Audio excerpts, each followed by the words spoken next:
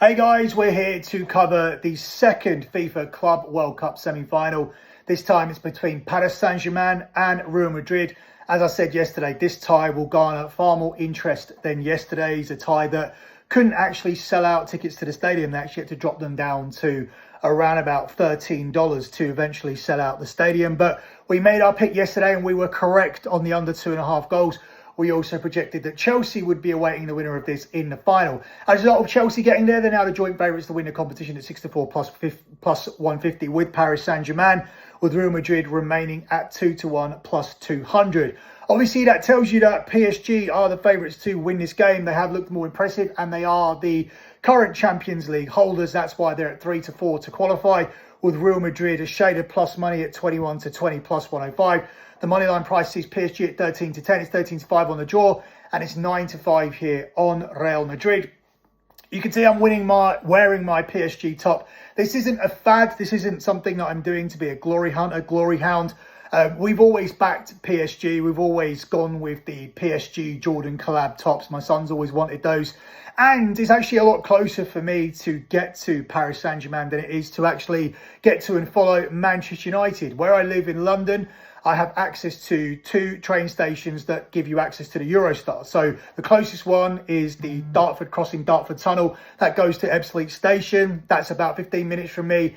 And from there, I can get to the Eurostar that takes you directly to Paris. We took advantage of this when Austin was younger, and we went to a lot of trips to Euro Disney. But then eventually we swapped them out to watch Paris Saint-Germain, namely when Lionel Messi was there. So we've done the trip a lot, watched Paris a lot. I've always followed Paris and have always rooted for them to be successful. And now they are. They've won the Champions League and they've done it without Kylian Mbappe. And they did it without having to play against Kylian Mbappe. A lot of people thought this would be a semi-final for the Champions League, but it wasn't. Arsenal took care of business against Real Madrid. And in the end, it was Arsenal who exited in the semi-finals against Paris Saint-Germain. And what's really changed here, coming into the Club World Cup from the regular season? Well, nothing other than a dip against Botafogo, where a rotated Paris Saint-Germain team looked a little bit lackluster and looked like they suddenly couldn't create chances. We've seen Paris Saint-Germain come here and take care of business, including last time out against Bayern Munich. And for me, if you can take care of Bayern Munich, you can take care of Real Madrid, newly managed by Xabi Alonso. But they haven't really faced a major test yet at this tournament. I would expect them to get past Juve. I would expect them to get past Dortmund. But Paris Saint-Germain, and even if they come up against Bayern Munich, that would be a step up. Paris Saint-Germain have faced the most difficult team so far in this competition, and they took care of business against a Bayern Munich team who were prepared to win. They have the same manager in Vincent Kompany that they had during a successful Bundesliga season, where they got their Bundesliga trophy back. And they came into this tournament with momentum. They're a team who all know how each other play, and they're not going through a feeling out period like Real Madrid are under Xabi Alonso. So I think Paris Saint-Germain have already won the more difficult game.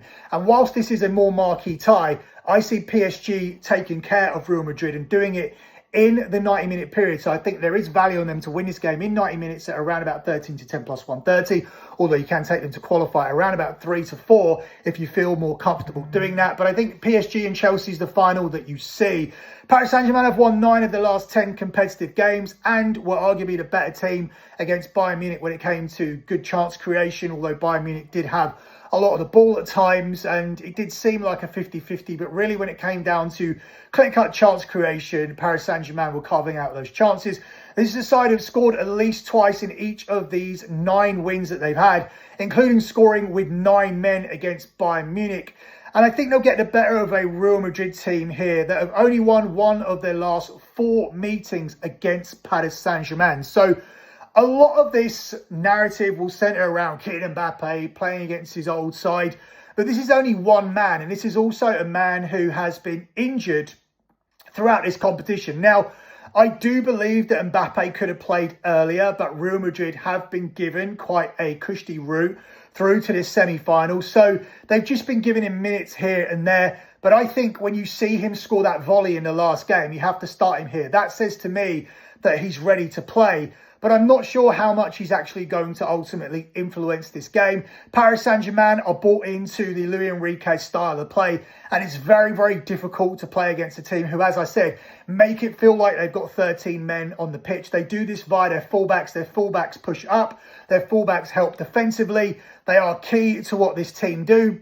And when you've got extra men helping you with attack and you've got extra men helping you to carry out their defensive duties, you're going to be very, very difficult to beat. And you only do that when a team are completely bought in and are completely drilled with what the manager wants you to do. This is when styles of play are useful and when you can implement them against any team. Having a style of play when you're a mid-table Premier League team, which was the problem with Tottenham this season, doesn't really make sense. When you're 100% bought into what Luis Enrique wants to do and you've got the players to do it and to implement it and you have success, that's when it makes sense. It makes sense for Paris Saint-Germain. For me, what they're doing makes them very difficult to beat, very hard to beat. And that's why I'll be taking them to get it done here and to qualify. I'll also be liking them here on the money line at a price of 13 to 10 plus 130. So that concludes the semi-final preview. Thanks for listening. Thanks for watching, guys.